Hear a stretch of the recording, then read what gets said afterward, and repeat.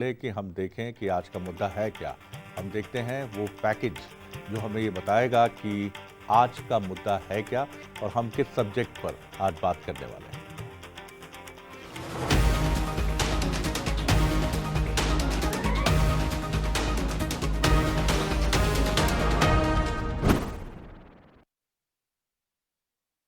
और जिस तरह से कांग्रेस के लोग शामिल हो रहे हैं, मुझे लगता है कि जैसे बेरी होती नहीं, पकी हुई बेरी, और हिलाते हैं तो बेर टपकते हैं, ऐसे टपक टपक के आ रहा है सर। पतझड़ में सिर्फ पत्ते ही नहीं झड़ते, बेर भी पककर टपकते हैं। बेर की तरह टपक रहे कांग्रेसी बीजेपी संगठन के लिए फिलहाल मीठे हो सकते हैं, लेकिन संगठन से इतर कई बीजेपी नेता न्यू ज्वाइनिंग को लेकर सहज नजर नहीं आ रहे। पाटन विधायक अजय बिश्नोई ने अपना दर्द ऑडियो के साथ खुलकर बयान किया है, तो छतरपुर विधायक ललिता यादव ने भी दो टूक कहा कि कांग्रेसियों को बीजेपी में एडजस्ट होना पड़ेगा। एडजस्ट होना पड़ेगा उनको, करेंगे नहीं। एडजस्ट होना पड़ेगा उनको, करेंगे नहीं। तो कांग्रेस के लिए टपक रहे बेर तो 100% खट्टे ही है। कांग्रेस में भगदड़ और पतझड़ दोनों मौसम लगता है एक साथ आ गए हैं। इसका सबसे ज्यादा असर छिंदवाड़ा पर पड़ रहा है। छिंदवाड़ा में जीत का मिशन लेकर चल रही बीजेपी ने ऐसी हवा चला रखी है कि कमलनाथ को रोज देखी जमाने की यारी, पिछड़े सभी बारी बारी और कस्में वादे प्यार वफा सब बातें हैं, बातों का क्या जैसे भाव से दो चार होना पड़ रहा है। कांग्रेस पहले ही स्वीकार कर चुकी है कि पतझड़ में पुराने पत्ते झड़ जाते हैं। लेकिन मैं यही कहना चाहता हूं कि मध्य प्रदेश में कांग्रेस मजबूत है और जिस प्रकार से हजारों कार्यकर्ता युवा में एक ऊर्जा है, तो निश्चित तौर से ऐसे पत्ते जो पुराने हो जाते हैं, पतझड़ में गिर जाते हैं, नए पत्ते आएंगे। मध्य प्रदेश वापिस मजबूत है, इसलिए यही कहना चाहता हूं। धन्यवाद। बीजेपी मोदी के कांग्रेस मुक्त भारत के सपने और अब की बार 400 पार के नारे को अमली जामा पहनाने की कोशिश में जुटी है। मध्य प्रदेश के बीजेपी संगठन ने तो जैसे इसे मूल मंत्र ही मान लिया है, जिसका असर कांग्रेस में एक ऐसी लहर के रूप में देखने को मिल रहा है जो सबको उड़ाकर बीजेपी के झंडे तले लाकर खड़ा कर रही है। लेकिन पुराने पत्ते झड़ने के बाद ही नई कोपलें फूटती हैं और कांग्रेस भी ऐसी ही उम्मीद लगाए बैठी है। पर 24 के रण से पहले चल रहा पतझड़ कांग्रेस की सियासी संभावनाओं को ठंडा जरूर कर रहा है। पतझड़ को भी तू फुर्सत से देखा कर ए दिल, बिखरे हुए हर पत्ते की अपनी अलग कहानी है।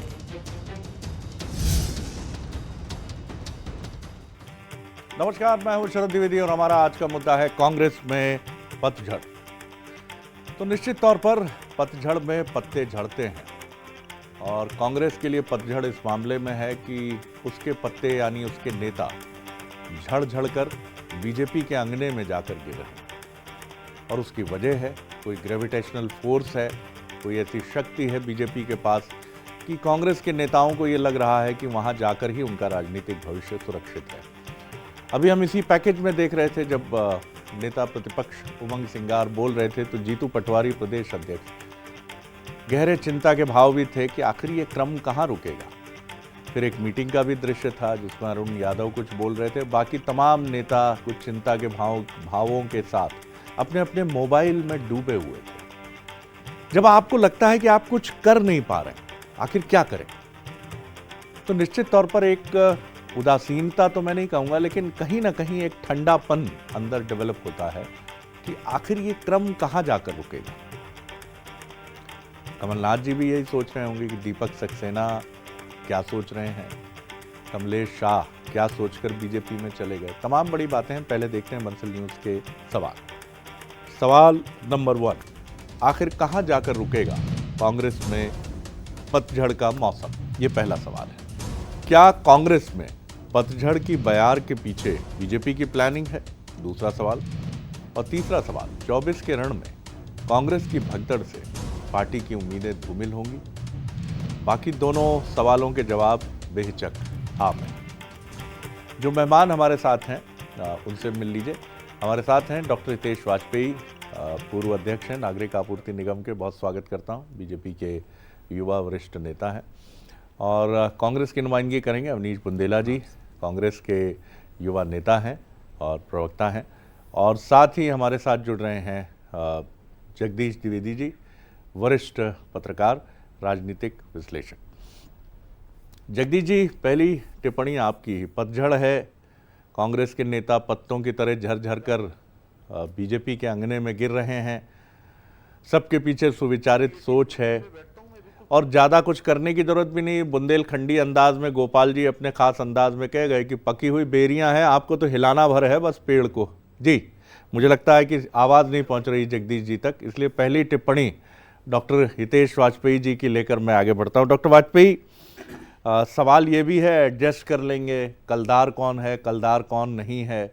अजय विश्नोई जी कुछ कहते हैं नीलेश अवस्थी को लेकर, नीलेश जी शाम को पहुंच जाते हैं, आज ही शाम को गुलदस्ता लेकर। कहीं ना कहीं एडजस्टमेंट के भी सवाल हैं। तमाम बिंदुओं पर आपकी राय। देखिए, सबसे पहले तो मैं ये मानता हूँ कि जब मैं आपसे चर्चा कर रहा हूँ तो मैं जानता हूँ, दर्शक जानते हैं, हम सभी जानते हैं, अवनीश भाई भी जानते हैं कि जैसे कांग्रेस का एक गौरवशाली पल होता था, ऐसे ही आज कांग्रेस का बहुत दुखद स्थिति से कांग्रेस गुजर रही है, टूट रही है, इसमें कोई दो मत नहीं है। हम इसीलिए चर्चा भी कर रहे हैं।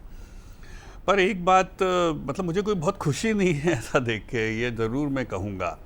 और चूंकि आपके सवालों के जवाब आपने ही दे दिए हाँ में, तो मैं उसमें पुष्टि करता हूँ कि हाँ, देखिए हम लोग भी राजनीतिक क्षेत्र में हैं, तो स्वाभाविक है कि चुनाव के दौरान यदि प्रतिद्वंदी दल जो होता है वो किसी भी प्रकार से कमज़ोर होता है तो स्वाभाविक है कि हमको गेन होगा ही होगा। और चूंकि मैं हमेशा कहता हूँ डेमोक्रेसी में चुनाव जो होते हैं एक स्वस्थ प्रतिस्पर्धा के लिए होते हैं, और उसमें राजनीतिक दलों के बीच में यदि ऐसी प्रतिस्पर्धा कोई होती तो मैं उसको कोई बहुत बुरा भी नहीं मानता चुनाव की दृष्टि से। लेकिन हाँ, एक बात ज़रूर कही जा सकती है यदि समझा जाए तो, और वो बात ये है शरद जी कि देखिए, जब भी परिवार का जुड़ना, परिवार का टूटना, ये सब परिवार के मुखिया पर निर्भर करता है शरद जी, कि परिवार का, सबके परिवार हैं, आप भी, आपका भी परिवार है, परिवार का मुखिया परिवारजनों को कैसे लेकर चलता है। चाहे वो परिवार चुनौतियों का सामना कर रहा हो, चाहे वो परिवार सफलताओं का सामना कर रहा हो, उसको इकट्ठा रखना एक बहुत डेडिकेशन का काम होता है। तो मुझे लगता है कि कांग्रेस के परिवार का मुखिया परिजनों के आपस के बंधन को शायद वो नहीं समझ पा रहे हैं, और यही कारण है कि उसकी केयर उतनी नहीं हो रही है। तो स्वाभाविक है कि बिखर रहा है, उसमें लोगों को भविष्य नहीं दिख रहा है, इंट्रोस्पेक्शन की कमी है। और यदि आप फिगर्स पर जाएं तो बहुत आश्चर्यजनक फिगर हैं आगे। लगभग 25 विधायक आप मानकर चलिए कि जो तकलीफ में अभी भी हैं, और अभी चुनाव के 40 दिन बाकी हैं। और साथ ही साथ इनके साथ, चूंकि लीडर के साथ में कैडर जाता है, इनका कैडर अलग नहीं होता है शरद जी, तो आप मानकर चलिए 1000 भी एक के साथ मूवमेंट होता है बूथ तक का, तो आप इतने ही बूथ होते होंगे लगभग इसके आसपास। जी हाँ, जी हाँ, तो आप सोचिए कि 25,000 कांग्रेस के वर्कर यदि इधर से उधर होते हैं तो कांग्रेस के लिए बड़ा प्रश्न है। देखिए, चुनाव तो हम जीत ही जाएंगे, तभी ये अवस्था है जो ये दर्शाती है कि हम एक जीत की तरफ बढ़ रहे हैं। मैं आता हूँ, आपने काफ़ी एक विश्लेषक की तरह भी इस विषय को देखा। जगदीश जी, किस तरह का मुखिया की बात की है डॉक्टर हितेश वाजपेयी ने, कि मुखिया की जिम्मेदारी है मुख्य तौर पर रोकने की, और जनसंघ से लेकर 1980 से भारतीय जनता पार्टी और आज 2024 तक के सफ़र में 2000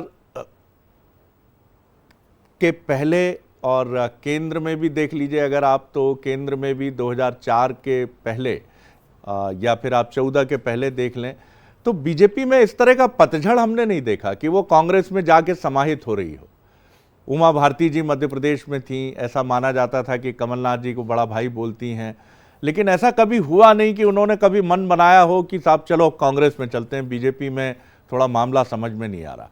कैसे देखते हैं आप दोनों पार्टियों के चरित्र को, और क्या खास बात है बीजेपी में कि वहां पतझड़ नजर नहीं आया इतने लंबे सफर में, जनसंघ से लेकर बीजेपी तक आज तक? जी, क्या कहेंगे? जी देखिए शरद जी, सीधा सीधा इस बात का एक लाइन में जवाब है। एक कैडर बेस है, दूसरी लीडर बेस है। तो लीडर जब तक अच्छा होता है, तेज तर्रार होता है, लीडर की जब तक चमक रहती है, तब तक लोग उससे जुड़े रहते हैं। और चूंकि कैडर से नहीं आई है, ये एक संघ का विचार परिवार है बीजेपी, और कांग्रेस आंदोलन से उपजी पार्टी है।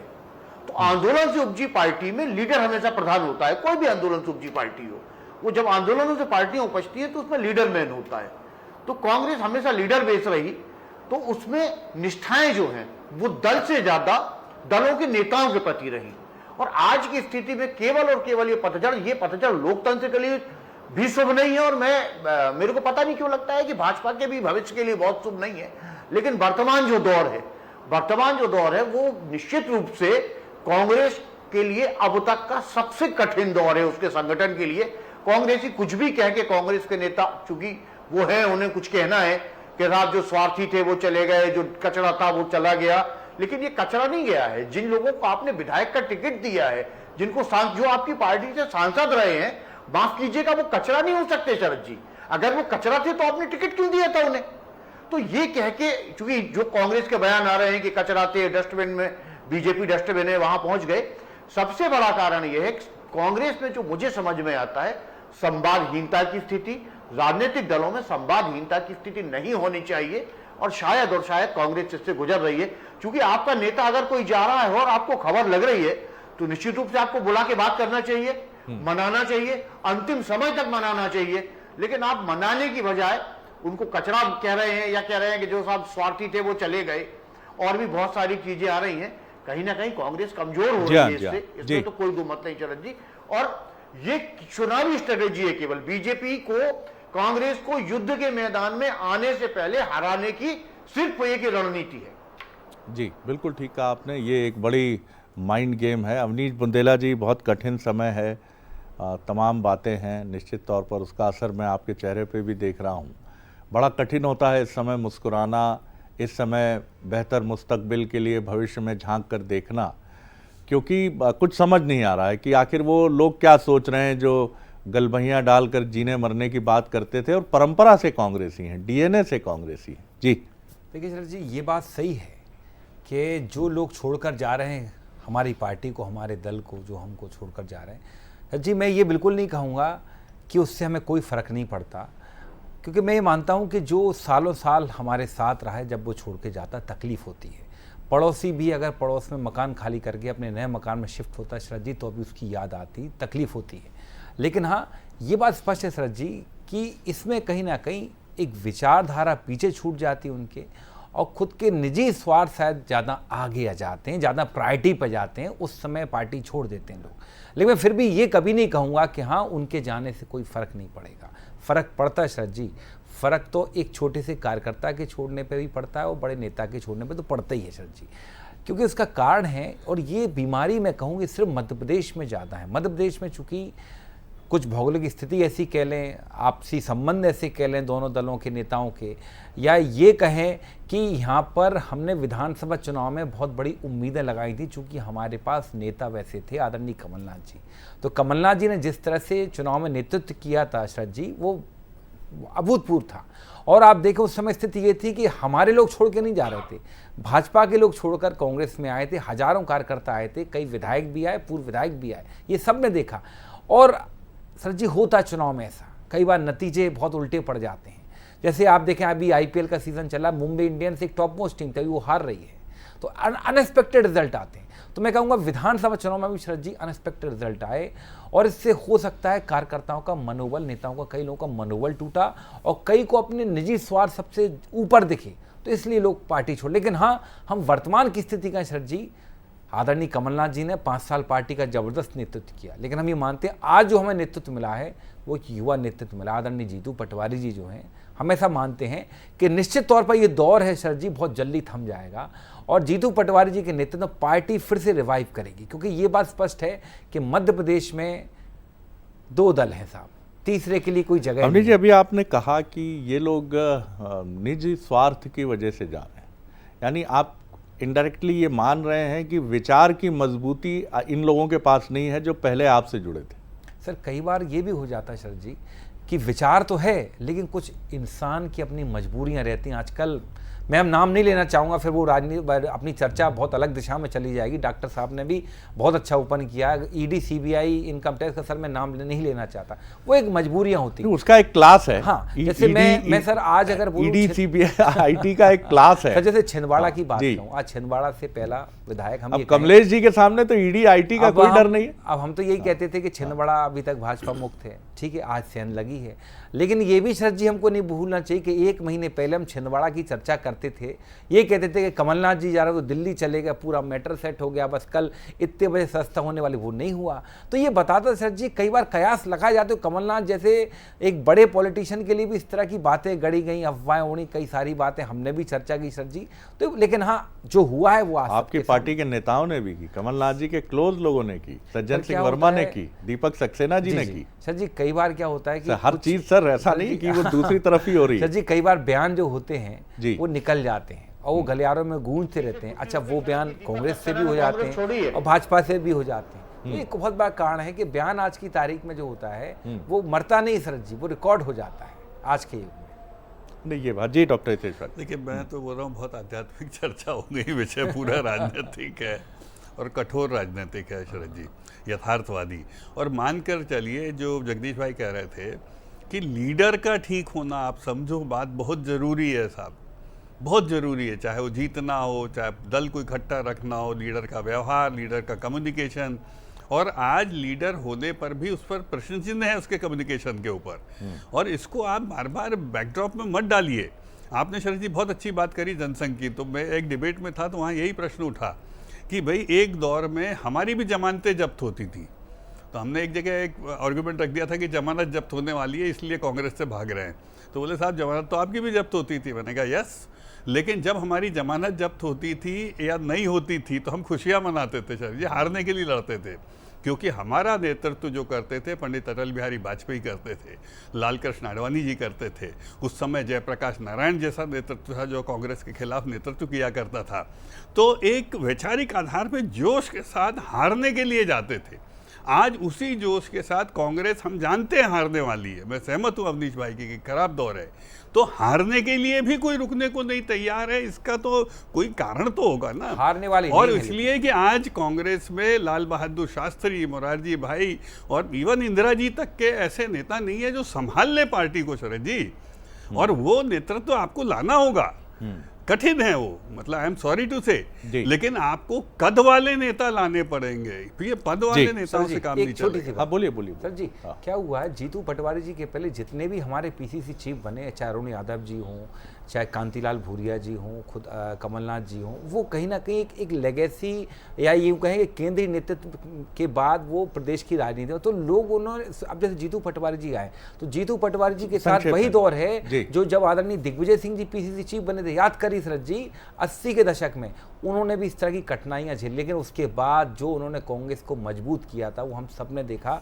और आप देखें ये फिर से हम पूरी उम्मीद करते हैं कि जीतू भाई के नेतृत्व में वही दौर आएगा। फिर मुद्दे पे लौटते हैं, मैं जगदीश जी की तरफ उसी सवाल के साथ जाता हूँ। कांग्रेस के पास विचार नहीं है, इससे अगर कांग्रेस के इतिहास को देखें जगदीश जी तो सहमत नहीं हुआ जा सकता, लेकिन क्या ये सत्य है कि 60 के दशक के बाद विचार का स्थान सत्ता ने ले लिया? क्योंकि जो कांग्रेस आज़ादी की लड़ाई में देश का नेतृत्व करती है, जिसके तमाम बड़े नेता, जिसमें बीजेपी और जनसंघ के नेता भी एक समय उनके साथ खड़े होते हैं, श्यामा प्रसाद मुखर्जी से लेकर तमाम लीडर्स, बाद में मत भिन्नता के चलते अलग होते हैं, उस कांग्रेस में कुछ तो ऐसी गड़बड़ हुई सर।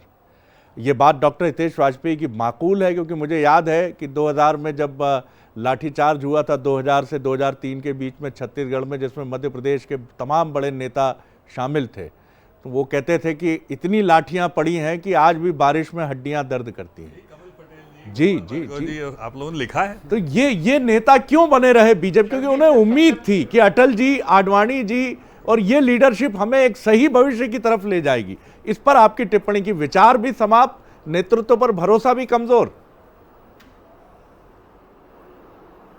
शरद जी, सबसे पहली बात तो मैं ये कहूंगा कि निश्चित रूप से कांग्रेस एक विचारधारा पर आधारित पार्टी थी, एक बात, और धर्मनिरपेक्षता को लेके वो चला करती थी। लेकिन धीरे धीरे कांग्रेस ने इस बात पे विचार क्यों कभी नहीं किया? जब मैं ये बातें कहता हूं तो हमेशा कुछ लोग हो सकता है ये कड़वी हो, लेकिन आपको कांग्रेस को एक बात बहुत अच्छे से याद रखना पड़ेगी कि आपने उस धर्मनिरपेक्षता की आड़ में, ये मैं नहीं कह रहा हूं, ये हुआ है, एक बहुत बड़े तबके को लगा है जिस विचार की अब आपने धर्मनिरपेक्षता की आड़ में एक बहुत बड़े वर्ग को कहीं ना कहीं अनदेखा किया, और निश्चित रूप से आपने किया, और शायद और वही बड़ा वर्ग जो है वो कहीं ना कहीं बीजेपी का समर्थक बना जाके आप साहबानों से लेके और बहुत सारा लंबा 40 सालों का शरद जी इतिहास है, मैं एक एक पॉइंट पे जाऊंगा तो ये डिबेट बहुत लंबी हो जाएगी, लेकिन इसमें हो सकता कांग्रेस के अपने विचार की गलती ना हो, अनजाने में हुआ हो, लेकिन ये हुआ है कहीं ना कहीं जो लोगों को लगता है। मैं नहीं कह रहा हूं कि जो मैं कह रहा हूं हो सकता वो पूरी तरह सही हो, लेकिन आम जनमानस में एक फीलिंग तो आई कि आप एक बड़े वर्ग को अनदेखा कर रहे हैं, शायद उसके आपने हित तो पूरे देखे, लेकिन भावनात्मक रूप से जो बड़ा गंभीर सवाल उठाया आपने। वक्त कम है मेरे पास, अवनीश जी का रिएक्शन जरूर लूंगा। जगदीश जी जिस तरफ इशारा कर रहे हैं, अवनीश जी क्या कहेंगे आप? मैं सर जी इतना कहूँगा, हमने शुरुआत से कहा हमारी प्रायोरिटी सिर्फ देश का विकास रहा, और आप देखें हमने सबसे पहले, हम तो ये मानते हैं कि कांग्रेस हर वर्ग, हर समाज, हर धर्म की पार्टी है। आप देखें हमने इंडस्ट्रियलाइजेशन किया, हमने मेडिकल कॉलेज खोले, हमने एयरपोर्ट बनवाए, हमने रोजगार की व्यवस्था की, हमने बैंकों का राष्ट्रीयकरण, कई सारे ऐसे काम किए। और सर जी देखिए कभी भी कोई सरकार किसी की भी बस आपके मतलब विकास नहीं रोकना चाहिए देश का। और बाकी मैं एक बात तो कहूँगा, ये जो पतझड़ है, पतझड़ के बाद सब जानते हैं सर जी कि नई कोपलें फूटती हैं, लेकिन मैं चिंता में ये भी हूँ कि भारतीय जनता पार्टी में क्या होगा। भाजपा में जिस तरह से जो स्थितियाँ बन रही हैं, रोज़ अंदर खानों से खबरें आती हैं, अजय विष्णु जी का भी आपने बयान सुनवाया विजय सर जी, तो ये आगे आने वाला मुझे लगता है भाजपा के लिए बहुत कठिन समय, जो अपने आप को कैडर बेस्ड पार्टी कहती है, संगठन आधारित पार्टी के सर जी, मुझे नहीं लगता कि कहीं अब कैडर बचा होगा। हम तो तभी कह रहे 2020 में हमारी सरकार गिरा के बनाई थी सिंधिया जी, हम तब भी कहते कहाँ गया कैडर, वो आज वो बात बार बार साबित हो रही है कि भाजपा का कैडर मर गया है। जी डॉक्टर वाजपेयी कैडर नहीं मारा। मैं तो केवल एक चीज कहना चाहता हूँ, जो जगदीश जी ने कही उसको सर दक्षिण पंथ कह के नकार दिया गया, जो बात वो कह रहे हैं वर्ग को।